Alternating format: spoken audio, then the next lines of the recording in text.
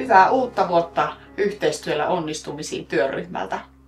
Meillä on nyt mikä vuosi takana kirja on ollut markkinoilla, niin mitkä on fiilikset? No kyllä fiilikset on ollut tosi hyvät. Ja tässä tämän vuoden aikana niin täytyy sanoa, että ollaan keskusteltu oppaasta melko paljon.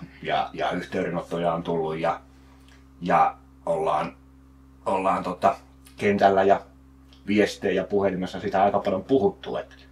Et ilmeisesti, ainakin mulla on sellainen olo, että se osuu ihan hyvään saumaan ja ehkä se asia siellä oppaassa on sellaista, että se poikkeaa vähän semmoisesta aikaisemmasta koulutusoppaan tarjonnasta. Eli se mikä on ainakin itsellä laittanut silmään on se, että kyllähän tänä päivänä onneksi puhutaan jo paljon vireistä ja vietteistä ja viretiloista, missä koira työskentelee ja yksinkertaistettu sitä koulutusta. Et mun mielestä mä oon tosi tyytyväinen. Kyllä se on niin kuin varmistanut sen, että tehtiin ehkä, tai se meidän visio siitä asiasta oli ihan hyvä, millä oltaisiin rakennettu. Joo. Mulla on myös tullut tuolla mailla ja mannuilla vastaan se, että niin ensinnäkin se, että se kirja on interaktiivinen, että sieltä saa videoista katsottua ja tarkennettua niitä asioita, niin se on ollut tosi mieleinen ja ihan valtavan hyvää palautetta. Ja se on itse asiassa ollut tosi kiva, kun ihmiset on tullut jutustelemaan tuolla harrastusten parissa. Kyllä ja kyllä se on selkeästi ollut, että mäkin olen käynyt noissa koiratapahtumissa ja missä niin kuin seisoja harrastaja näkee, niin kyllä niin kuin kaikki sen on maininnut ja tietävät siitä. Että siinä mielessä niin kuin, ei voi olla kuin tyytyväinen. Joo, näin on. No, mitä uutta? No me ollaan mietitty siis, mulla oli alun perin sellainen ajatus, että kun tuo opas tehdään, niin tavallaan siinähän on se meidän tavallaan ajatus koiran kouluttamisesta ja se on se meidän tapa tehdä asioita. Ja niin kuin mä sanoin tuossa jo aikaisemmin, niin nyt kun ihmiset ehkä niihin viretiloihin ja niihin kiinnittää enemmän huomioon, mikä on ollut tosi niin kuin mun mielestä hienoa. Ja ehkä löytynyt osittain jopa sellainen yhteinen kieli, millä asioista keskustellaan. Se on mun mielestä tärkein asia, että jokainen ehkä ymmärtää niitä asioita vähän eri tavalla, mutta silti, että on ajatus siitä, että se koulutustaso ei välttämättä niin kuin ole heikko tai joku koulutusasia mennyt huonosti, mutta se viretila-asia on ehkä ollut se, mikä siinä koiran tekemisessä on loppujen lopuksi ollut se haaste. Niin, ne on mun mielestä ollut niin kuin semmoiset, mikä niin kuin osui ja uppos niin sanotusti. Eli se on niin kuin se, miten mä halusinkin sen menevä. Mutta yksi semmoinen asia ihan niin kuin järjestäen ihmisten kanssa keskustellessa asioita on se, tietyllä tavalla se tunnetilan merkitys koiralla siinä tekemisessä. Eli me ymmärretään nykyään kouluttajana paljon paremmin palkan merkitys, palkkaantuuko koira, mutta tavallaan ehkä se, mihin mä haluaisin vielä tarkennusta on se, että se tunnetilan rakentaminen, se palkkaavan tunnetilan rakentaminen. Eli mun mielestä ehkä vielä on vähän sellaista epäselvyyttä sen palkan merkityksestä siinä koulutuksessa. Kun sehän on vaan työväline. Se on vain yksi osa sitä prosessia, että me saadaan se koira mielentilallisesti rakennettua niin, että se ohjaaja on se palkkaava juttu. Eli me annetaan ehkä vielä tänä päivänäkin niin kuin liikaa sille palkalle arvoa ja sitten taas toisaalta niin siellä on myöskin semmoinen ilmiö mun mielestä, mihin vielä haluaisin ehkä vähän tarkennusta, on se, että se tekninen tekeminen, tekninen onnistuminen ei rakenna sitä mielentilaa välttämättä oikein. Niin tää on ehkä semmoinen, mitä mä itse mietin, että se olisi semmoinen ehkä semmoinen kipupiste, mihin mä haluaisin vielä ehkä vähän tarkennusta. Ja me ollaan nyt tässä sunkin kanssa mietitty vuosi, että onko se asia, mihin otetaan vielä niin kuin, tai otetaan siitä asiasta kiinni ja tehdään ja mietittiin. Ja nyt on ehkä niin hyvä sauma sen takia, että meille on nyt itselle toivottavasti tulossa pentu tässä. Syntyy tässä tämän kuun aikana meidän omasta naritusta ja Katja jättää sitten itselleen pennun ja ehkä se tarkennus, mitä me ajateltiin rakentaa nyt vielä, ehkä siinä se vuosi menee taas, en tiedä.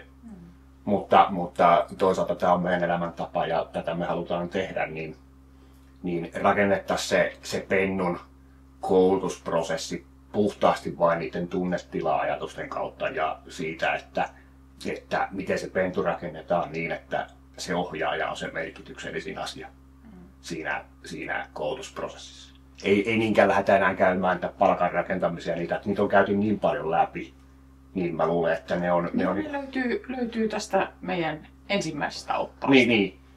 Ja tavallaan siitä on muutenkin puhuttu jo vuosikausia se, että miten se rakennetaan se palkka ja muuta. Et ennemminkin keskitytään siihen, että miten me saadaan se käännettyä se palkan merkityskohdalla, se, että se tunnetila tulee siihen ohjaajaan, että se palkka voidaan jättää pois ja se koira rakennetaan niin, että se ohjaaja on se merkityksellisen tyyppisin. No. Jos olet valmis siihen projektiin. No näin, haaste vastaan otettu. Se on vuoden projekti taas ja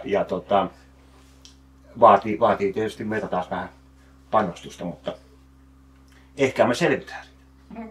Toivottavasti. Joo, ja onhan tää silleen ollut kiva, että nyt kun on saanut vähän hengähdystaukoa tavallaan siitä aikaisemmasta tekemisestä ja näin, niin käy kuin kaikissa muissakin asioissa elämässä, että aika rupeaa kultaa muistoja, ettei se niin kauhean projekti ollutkaan, mitä se ehkä tuntui silloin. Ei se kauhea ollut, mutta se oli vaativa. Vaativa se oli. Joo. No, silloin kun kirjaa ei ollut vielä julkaistu, niin silloin vähän rauteltiin sitä, että oman porukan kesken, että mitäs sitten, että kirja toisella kotimaisella, niin kun mitäs tälle asialle kuuluu? No joo, siis meillä oli tässä ennen joulua jo, joulukuun alussa pidettiin vähän palaveria ja ensinnäkin sieltä on tullut niin tosi paljon kyselyitä siitä, että tuleeko se ruotsiksi. Että alun perinhan siitä oli jo muistaakseni puhe, että se piti tulla ja se on vaan niin kuin sanotaan, että siinä on ollut haasteita sen käännöksen kanssa siinä mielessä, että se ei käänny ihan puhtaasti niin kuin kirjatekstillä, eli pitää tietää vähän termistöjä ja niin, että se varmasti on ymmärrettävää. Ja nyt me ollaan saatu ehkä rakennettua se puoli siitä kuntoon, että pystytään käännytyttämään se ruotsiksi niin, että se teksti on ymmärrettävää. Ja kyllä me vaan päätettiin, että nyt tämän 2025 vuoden aikana opas ilmestyisi myös ruotsiksi. Ja sen verran on Norja ja Ruotsi ollut sieltä on tullut yhteydenottoja, että katsottiin, että miksi ei. Joo, kyllähän niin kuin sielläkin on sama tilanne, että niin kuin ihan tuoretta kirjaa lintukoiran kouluttamisesta ei ole olemassa. Ja tämä nyt toimii sitten. Ainakin lähdetään tarjoamaan mahdollisuutta. On ja säkin kun olet ollut paljon siinä Norjaan ja Ruotsiin päin yhteydessä, niin kyllä se on ollut ihan mielenkiintoisia keskusteluja. Mutta siinä on tosiaan ollut se haaste vaan, että sen yhteisen kielen löytäminen, eli siis puhutaan, että kyllähän niin kuin teksti sinänsä kääntyy suoraan, mutta sitten siellä voi olla, että ne käytetään vähän eri termistöjä ja kaikki vire- ja viettiasiat ei käänny ihan ehkä niin yksi yhteen, että siinä joutuu taas tekemään aika ison työn. Kyllä. Otetaan haasteen vastaan. Siinäkin. Siinäkin. No sitten meillä on ollut suunnitteilla uusi konsepti, eli tämmöisiä valmennusryhmiä pennun ottajille. Kerropas vähän, että mitä olisi tulemassa? No se mietittiin sitä kautta oikeastaan tämä valmennusryhmäkonsepti, että meillähän tulee hirveästi vielä koulutuspyyntöjä, että koulutatteko te ja näin. Ja me ajateltiin, että mikä olisi niin kuin paras tapa olla mukana ehkä siinä pennun koulutusprosessissa. Ja ollaan nyt suunniteltu tästä tämä syksy sitä niin kuin tämmöistä coachausryhmäkonseptia. Ja nyt tässä keväällä alkaa 3 kappaletta näitä tämmöisiä valmennusryhmiä. Kerran kuussa otetaan semmoinen oikein kunnolla analysoidaan sitä tekemistä plus, että perustetaan vähän WhatsApp-ryhmää, missä saa vähän nopeampaa vertaistukea ja tämmöistä. Ja siinä käytetään tietysti hyväksi sitä materiaalia, mitä me kuvataan siitä sun pennusta. Eli se toimii tavallaan semmoisena niin kuin runkona siinä koulutustavassa. Ja analysoidaan vähän ohjaajien tekemistä ja pyritään siihen, että ihmiset pääsisivät helpommalla koiriensa kanssa.